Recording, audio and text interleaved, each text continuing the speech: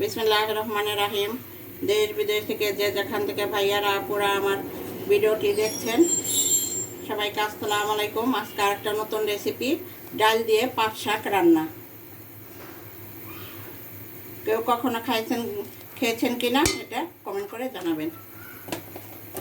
ডালটা বসাই দিছি, ডালটা যখন ফুটে আসবে তখন এক এক করে তখন শাকটা দিয়ে দিব। শাকটা দেওয়ার পরে বাগার দিয়ে ফেলবো।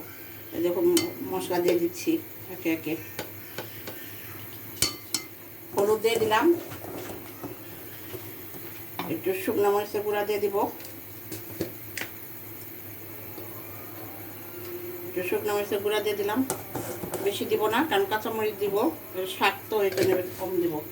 শুকনো মরিচের গুঁড়া, একটু আদা রসুন দিয়ে দিব। পোস্ট করো রসুন করে পাতি যাচ্ছে। হ্যাঁ, এই যে দেখেন আমার ডালটা একদম হয়ে গেছে, ফুটে গেছে। এখন আমি শাকগুলো দিয়ে দিব। পাট শাকের ডাল,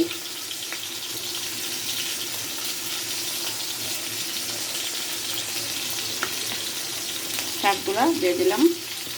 আমি একটু নেড়ে দেবো ভালো করে। শাকটা হয়ে গেলে একটু কাঁচামরিচ দিয়ে দিব।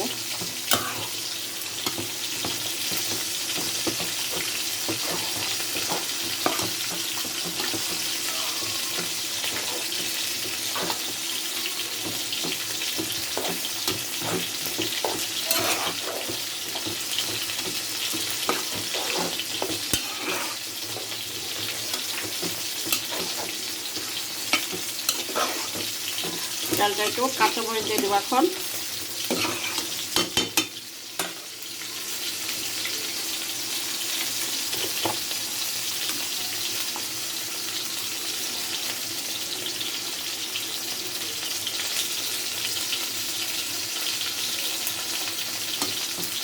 কাঁচামরিচ দিয়ে দিচ্ছি।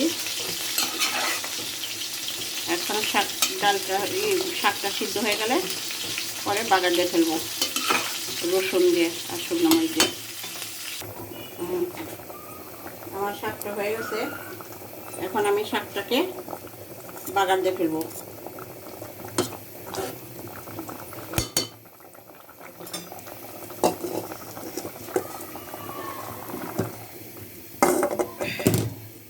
ওটা পেয়ে গেল, বাগার দিয়ে দিতে হাতে হয়েছে।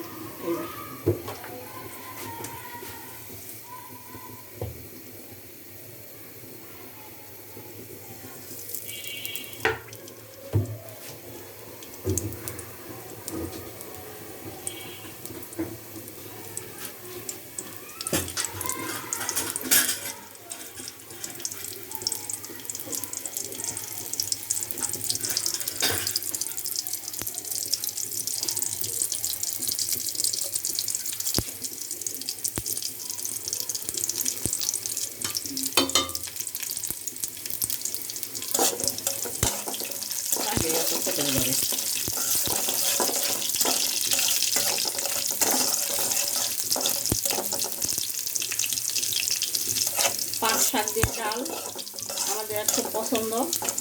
কারা কারা পছন্দ করেন কমেন্ট করে জানাবেন।